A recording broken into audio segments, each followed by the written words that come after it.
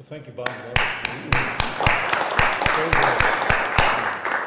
Well, thank you. It's great to be back in North Carolina and great to be here at Thales Academy. I want to thank the great team here. I just came from Mrs. Combs' fourth grade class, and I almost skipped the round table. We had a great discussion, and I could sense the spirit in the room, the enthusiasm the children feel for being back in school, which is where we want all of America's children to be. We think we can safely reopen our schools, and I'm here to listen and learn from your experience here at the forefront of reopening a school here in America, to understand how Thales Academy is doing it, how North Carolina is making it happen. And I want to say thank you specifically to you. He is a very modest man, but I've actually known Bob Luddy for many years, and the Secretary of Education and I were just reflecting on the fact there are very few Americans who have done more to expand educational opportunities, particularly for underprivileged children in this country. Bob Luddy, you have our admiration and our thank you very much. Thank you very much. I also want to thank the three congressmen who are here, Congressman Richard Hudson, Congressman David Rouser, and Congressman Mark Walker. I know we are currently in discussions on Capitol Hill to provide additional relief and support for families all across the country, but I know with your all support, we're going to make sure that we have the resources to be able to safely reopen our schools. And but I will tell the people of North Carolina, we are truly grateful every day for the integrity and the character and the commitment of the three congressmen who are gathered here. And I think the fact that they came here to be at Thales Academy to really celebrate opening up the schools here in North Carolina again says everything you need to know about their commitment to our kids and our families. And I just want to add my thanks to the three members of Congress who are with us today. We're truly grateful to each and every one of you. And finally, I'm pleased to be joined by Secretary Betsy DeVos. She's Secretary of Education and has a great passion for children. I only know one person in my life who is more devoted to kids. That's the school teacher I've been married to for 35 years.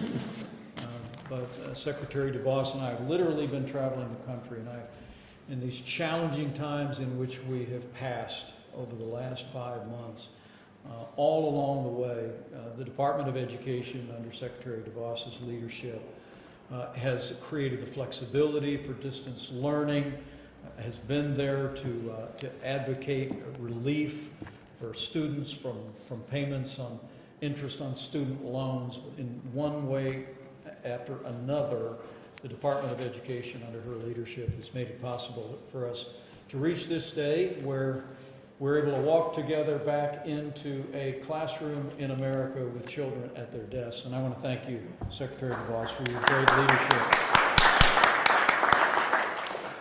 As I said, I want to say to the people of North Carolina, and especially to your incredible healthcare workers, on behalf of the President of the United States, on behalf of all of us on the White House Coronavirus Task Force, just thank you for what all of you have done in the challenging months through which we have passed.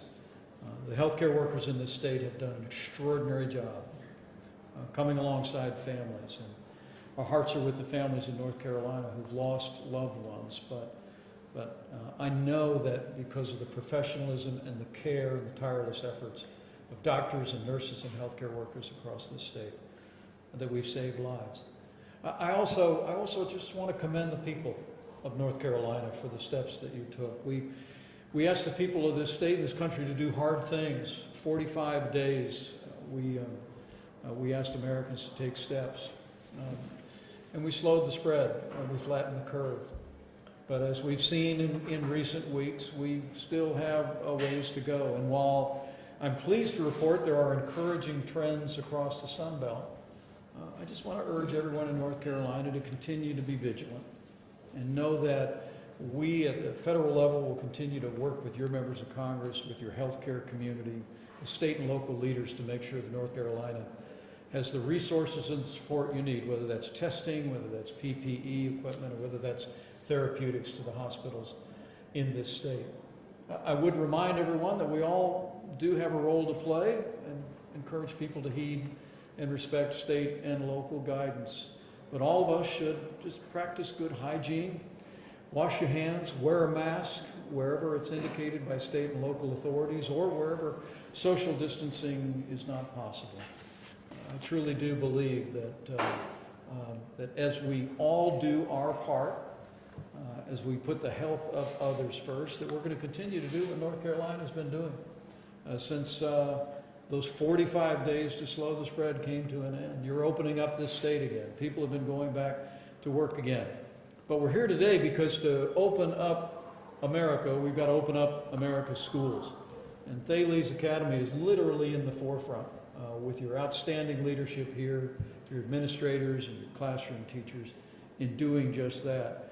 And I'm anxious to hear more about the ways that you have implemented policies here that have really put the health of the children first, the health of your teachers and your faculty first, and also taken into account to make sure that we're protecting the health of families and the community as a whole.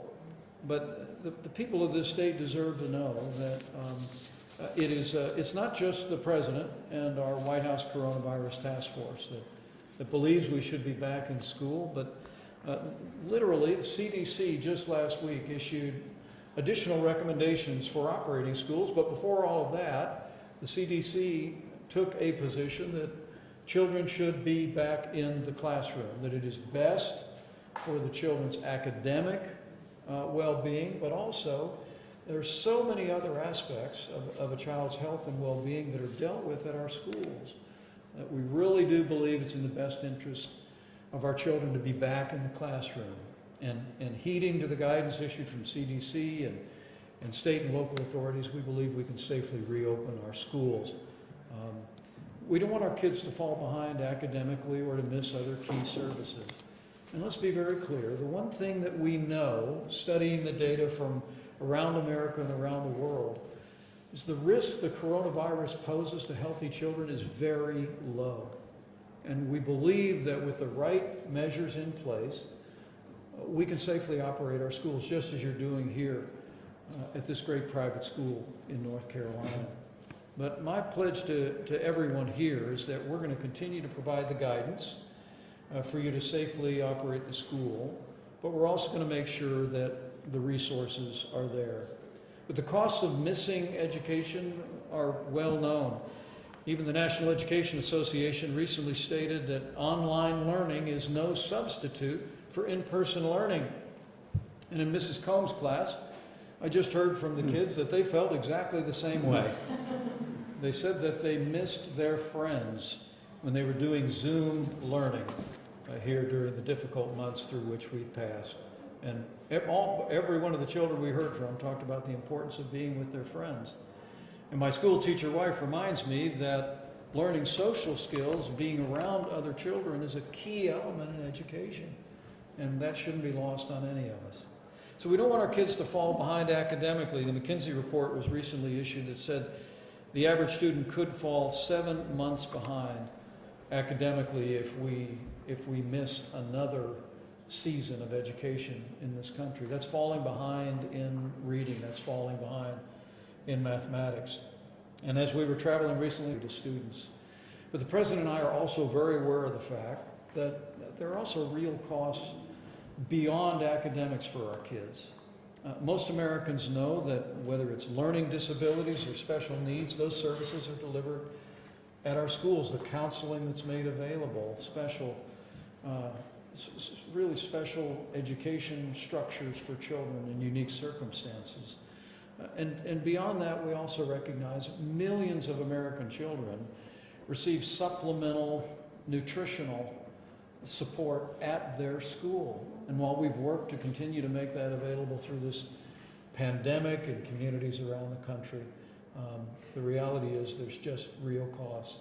They go beyond that, but academically and for children with special needs, learning disabilities, nutrition, President Trump and I believe that we've got to get our kids back to school. We've got to get them back to school this fall. And that's why I'm pleased to be here at Thales Academy. And I want to thank all of you for leading by example, not only here in North Carolina, but I expect people around the country will see your example here and be inspired to know that we can safely reopen our school. It's best for our kids, it's best for working families, it's best for North Carolina, and best for all of America. And finally, my promise to each and every one of you is we'll continue to provide not just the guidance, but the resources to safely reopen our schools. And I pledge to you that we'll spare no expense to support the families and to support your efforts here in making sure that we get our kids back in the classroom. So let me thank you, Bob Luddy, and the great team here at Thales Academy. Thank you again for the hospitality. Thank you for your example. Thank you for proving that even through all the days through which we've passed and the sacrifices that all of us have made, that we can continue to open up North Carolina again and also open up North Carolina's schools in a safe and responsible way. So thank you all very much. It's an honor to be with you. With that, I'd be happy to turn it over to the Secretary of Education for her remarks, and then love to hear more about the great effort.